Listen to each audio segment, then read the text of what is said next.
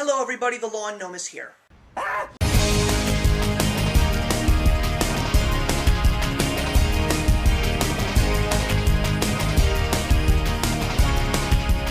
today I am here to talk about the brand new live-action follow-up to Tim Burton's Disney film Alice in Wonderland, and of course it is based on the Lewis Carroll sequel book by name only, Alice Through the Looking Glass, starring Mia Wasikowska, Johnny Depp, the voice of the late Alan Rickman, Helena Bonham Carter, Anne Hathaway, and Sacha Baron Cohen. There's a lot of people that don't like the Tim Burton Alice in Wonderland. I personally didn't think that it was the greatest film that I ever saw, but I did enjoy it very much. And even though he is not the director, he's the producer of this film, I still went into this movie just expecting to have a truly wonderful and whimsical good time.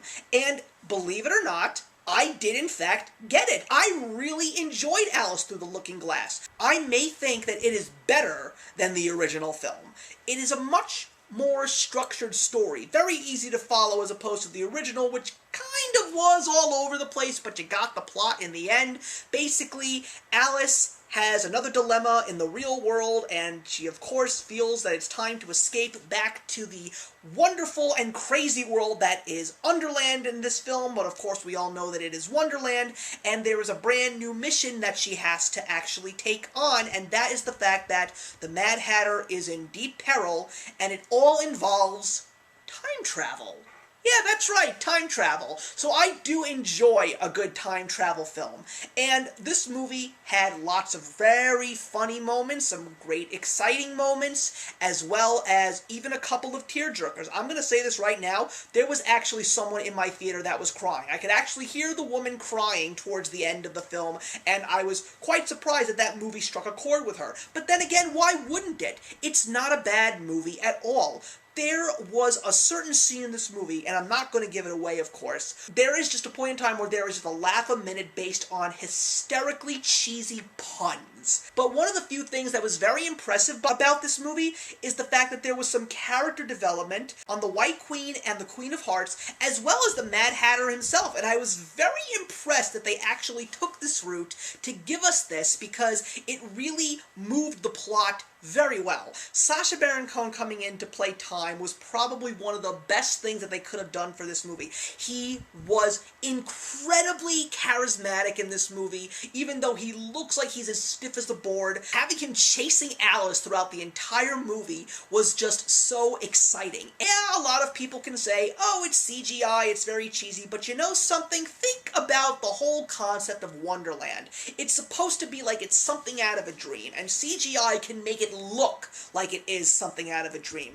The bright colors, the beautiful landscapes, the real trippy atmosphere. I sucked all of that in with a smile on my face as I was watching this movie. And again, I don't know what it is that the critics are not seeing in this movie. Maybe it's because of the fact that it is not the greatest film of all time, because it's not. But is it an enjoyable time at the movies? Of course it is. And these types of movies are always worthy of seeing on the big screen. It's definitely a great family movie. It's not as scary as the first one, so I think that the little ones will definitely enjoy it if you actually want to take them. They will have so much fun, and you definitely get that Lewis Carroll vibe, especially when you see Tweedledee and Tweedledum. They really made the Lewis Carroll mannerisms of the stories come to life. But anyway, this is a movie that I'm glad that I saw. It's a movie that I definitely will watch again. It's even a movie that I'm going to add to my collection because I do, in fact, own the first one, and I really should give the first one a rewatch because based on what I remember, I'd give it a 2.5 to 3 stars out of 4,